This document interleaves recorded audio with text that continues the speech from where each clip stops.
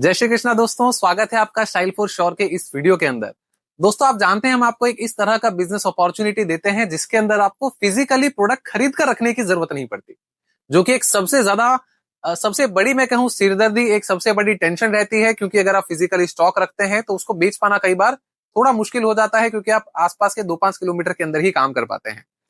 खैर, इस वीडियो के अंदर हम लोग बात करने वाले हैं कि अगर आप ऑनलाइन बिजनेस शुरू करते हैं तो उसको बढ़ाएंगे कैसे, उसको ग्रो कैसे करेंगे। क्योंकि आज के समय के अंदर ऐसा कोई बिजनेस नहीं है जो बिना कस्टमर के चल सके। ऑब्वियसली पहले भी नहीं था, अब कोई भी बिजनेस हो बिना कस्टमर के तो होगा ही नहीं।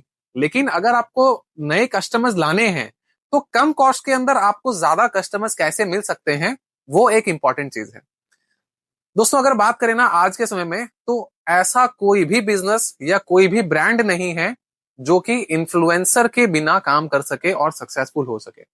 तो इस वीडियो के अंदर हम लोग डिटेल में इन्फ्लुएंसर मार्केटिंग के बारे में बात करने वाले हैं कि इन्फ्लुएंसर मार्केटिंग क्या होता है और ये किस तरीके से काम करता है। जिसमें पर्टिकुलरली हम लोग जो बात करेंगे वो होगी हमारे प्रोडक्ट्स के रिलेटेड। अगर आपको इन्फ्लुएंसर मार्केटिंग करनी है तो उसका क्या तरीका होगा। फिर चाहे वो आपकी पर्सनल ई कॉमर्स वेबसाइट बनाकर आप कर रहे हैं, चाहे आप मीशो के ऊपर कर रहे हैं, चाहे अमेजोन वगैरह या कोई और दूसरे ई कॉमर्स प्लेटफॉर्म के ऊपर काम कर रहे हैं, तो इसके अंदर हम लोग अभी बात करने वाले हैं इन्फ्लुएंसर मार्केटिंग की। तो एक बार मैं यहाँ पे टॉपिक लिख रहा हूं और मेरी राइटिंग पे मत जाइएगा, बहुत खराब है। कंसेप्ट को समझिएगा जो जरूरी है आपके लिए, ठीक है। तो सबसे पहले इन्फ्लुएंसर समझते हैं कि भाई इन्फ्लुएंसर होता क्या है। देखिए, आज के जमाने में हर तरह के लोग जो हैं वो इन्फ्लुएंसर के थ्रू काम करते हैं। और इन्फ्लुएंसर कौन है? जिसके पास में पब्लिक है, जिसके पास में ऑडियंस है ना, उसको आप सिंपली इन्फ्लुएंसर कह सकते हैं। अब इन्फ्लुएंसर की भी दो तरह की कैटेगरी होती है। एक होती है टारगेटेड और एक होती है जनरल। इसका मैं एग्जांपल बताता हूं। जैसे मैंने बताया, एक है अपना टारगेटेड ऑडियंस और दूसरी है जनरल इन्फ्लुएंसर। अब जैसे मान लीजिए, एक एग्जांपल लीजिए कि आप एक शहर में रह रहे हैं। जैसे मान लीजिए हमारी कंपनी है सूरत, गुजरात से, और यहाँ पे अगर किसी की फूड का स्टॉल है जो बहुत अच्छे तरह का, मान लो पिज्जा बनाता है, कुछ और दूसरे फूड स्टफ बना रहा है, लेकिन उसके टेस्ट, उसके क्वालिटी, अब वो चाहे तो क्या कर सकता है। एक उसके पास में ऑप्शन है कि वो ऐसे इंस्टाग्राम के इन्फ्लुएंसर को इनवाइट करे और उनको बोले कि भाई आप जो मेरा खाना है, जो मेरा प्रोडक्ट है, जो मेरा फूड है, उसके रिलेटेड वीडियो बनाओ। और वो कौन होगा इन्फ्लुएंसर? जो कि सिर्फ फूड के रिलेटेड ही कंटेंट बनाता है। मतलब वो अलग अलग जगह जा करके, जो स्ट्रीट फूड होते हैं, जो रेस्टोरेंट्स होते हैं, जो होटल्स होते हैं, वहां पे जा रहा है और वहां के वो रिव्यूज दे रहा है। इसका मतलब क्या हुआ? वो ऐसा इन्फ्लुएंसर है जो कि एक टारगेट के ऊपर काम कर रहा है कि मुझे सिर्फ फूड के रिलेटेड ही चीजें बनानी है। अब जो लोग उसको फॉलो करते होंगे वो कौन होंगे? जो सिर्फ फूड के रिलेटेड इंटरेस्टेड हो कि कहाँ पे अच्छा खाना बनता है, वहां जाके मुझे उसको टेस्ट करना है। तो एक ये इन्फ्लुएंसर हो गए। दूसरे कौन हो गए? General influencer. मान लो, क्योंकि हम एक लोकल बिजनेस के बारे में बात कर रहे हैं, तो जनरल इन्फ्लुएंसर कौन हो गए? ऐसे कोई भी लोग जिसके सोशल मीडिया पर फॉलोअर्स हैं और जिसके ज्यादातर जो फॉलोअर्स हैं वो लोकल एरिया के हो, चाहे वो फूड के रिलेटेड हो, चाहे क्लोथिंग के रिलेटेड हो, चाहे और कोई कैटेगरी से बिलोंग करते हो। या फिर एक कोई जनरल, जैसे जो लोग वीलॉग बनाते हैं कि भाई मैं यहाँ गया, मैंने यहाँ पे ये एक्सप्लोर किया, यहाँ पे ये घूमने वाली जगह है सूरत में, यहाँ पे ये खाने वाली जगह है। तो इस तरीके से ये जो लोग होंगे ये एक जनरल इन्फ्लुएंसर में आएंगे।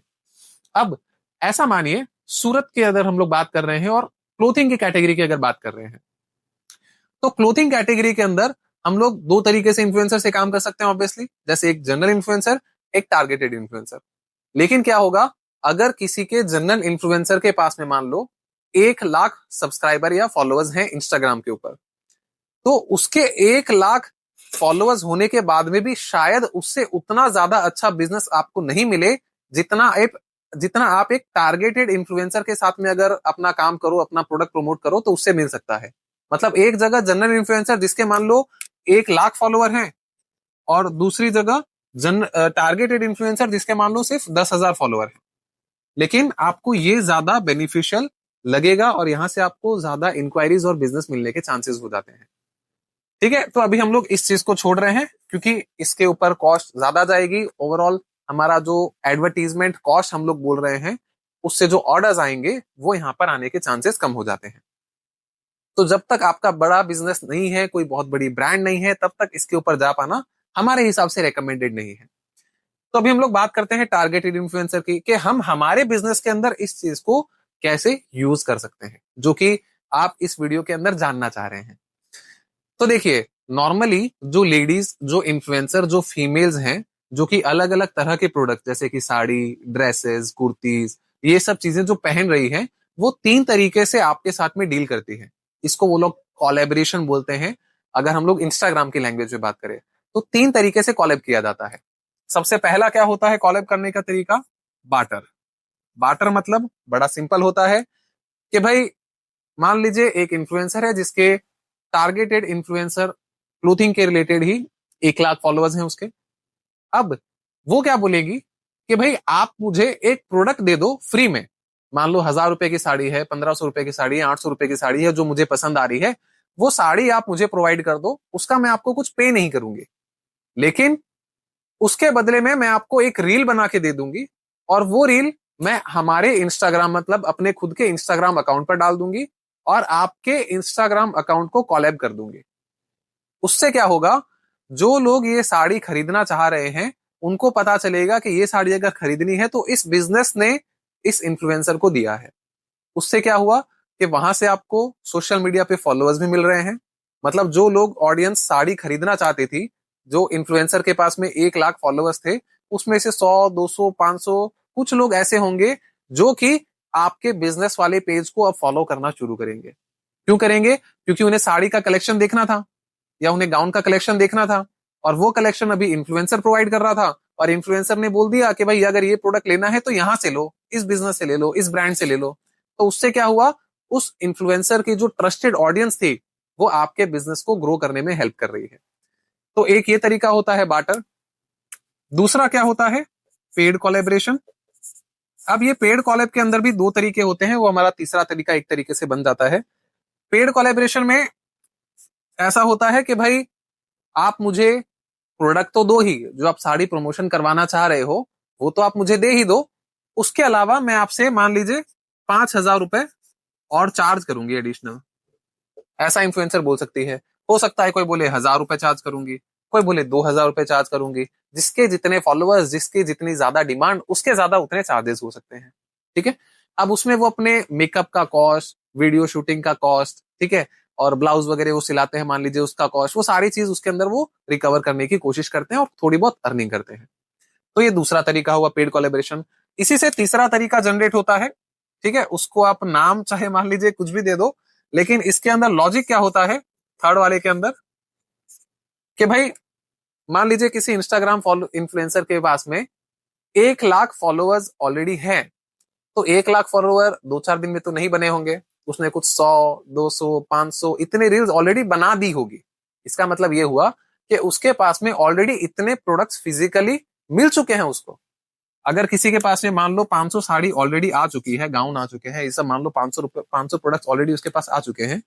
अब वो क्या देखेगा, या वो लेडीज जो इन्फ्लुएंसर है वो क्या सोचेगी कि भाई 500 मेरे पास में ऑलरेडी है, रखने की जगह नहीं है, और नया प्रोडक्ट में लेकर क्या करूं। तो वो आपको क्या बोलेगी कि भाई आप एक बार जो प्रोडक्ट है ना वो मुझे भिजवा दो, और सिर्फ मेरा चार्ज दे दो, जो भी मेरा चार्ज हो रहा है वो मुझे सिर्फ चार्ज दे दो, और प्रोडक्ट मैं आपको वापस से प्रोवाइड कर दूंगी, वापस आपको कुरियर करवा दूंगी। मतलब मुझे आपका प्रोडक्ट नहीं चाहिए, मुझे सिर्फ मेरा सर्विस चार्ज चाहिए। तो इस तरीके से भी इन्फ्लुएंसर आपको कुछ कुछ हो सकते हैं जो आपके साथ में कॉलैब करने में इंटरेस्टेड हो। अब अगर एज अ बिजनेस हम लोग देखें तो सबसे ज्यादा फायदेमंद कौन सा है, वो हम लोग बताते हैं हमेशा पहला वाला तरीका। मतलब इन दोनों तरीकों को आप चाहो तो इग्नोर कर सकते हो या फिर इसके ऊपर ट्रायल कर सकते हो, थोड़ा कुछ लोगों से बात करके डील कर सकते हो, लेकिन बाटर वाला तरीका सबसे अच्छा है। क्योंकि अगर आपका 1,000-1,500 रुपए का अगर मान लीजिए प्रोडक्ट आपने इन्फ्लुएंसर को दे दिया जिसकी कॉस्ट मान लीजिए 1,000 रुपए थी।